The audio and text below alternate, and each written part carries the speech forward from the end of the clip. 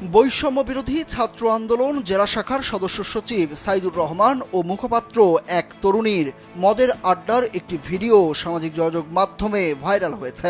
মঙ্গলবার রাতে ইয়াসির আরাফাত নামের একটি ফেসবুক আইডি থেকে 1 মিনিট 12 সেকেন্ডের ওই ভিডিও পোস্ট করা হয়। ভাইরাল ওই ভিডিওতে দেখা যায় একটি ব্যাগ হাতে ওই তরুণী কক্ষে প্রবেশ করছেন। এরপর ব্যাগটি রেখে খাটের উপর অবস্থান নেন। তার পাশে শুয়েছিলেন সদস্য সচিব সাইদুর রহমান। এরপর সাইদুর একটি কম্বল নিজের শরীরের উপর বিছিয়ে দেন। একটি মদ ভর্তি বোতল হাতে নেন ওই তরুণী। আরেকটি হাতে কয়েকটি ওয়ান টাইমের গ্লাস দেখা গেছে। স্যান্ডেলিনা সো, রূপচর্চায় আভিজাত্য।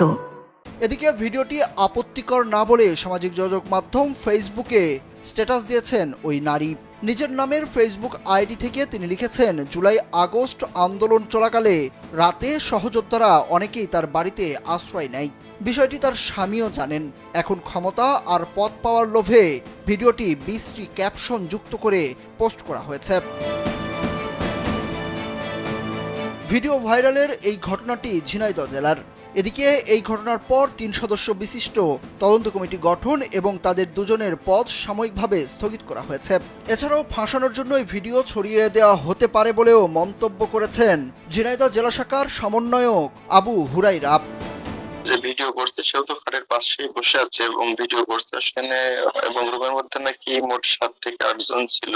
তো এখানে এরকম শারীরিক সম্পর্কের বিষয়টা একেবারে আসে না, ফাঁসানোর জন্য এগুলো করা হচ্ছে। ভিডিও ছড়িয়ে পড়ার বিষয়ে সদস্য সচিব সাইদুর রহমান ও ওই নারী মুখপাত্র কিংবা অন্য কেউই এ বিষয়ে কোনো অভিযোগ দেয়নি বলে জানান পুলিশের এই কর্মকর্তা। আমি কোনো অভিযোগ কোনো কিছু পাই নাই।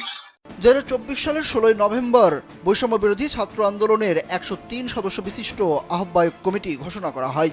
ওই কমিটিতে ঝিনাইদহে ইসলামী বিশ্ববিদ্যালয়ের আবু হুরাইরাকে আহ্বায়ক ও কেসি কলেজের শিক্ষার্থী সাইদুর রহমানকে সদস্য সচিব ঘোষণা করা হয়। সুরজ আহমেদ, কালবেলা।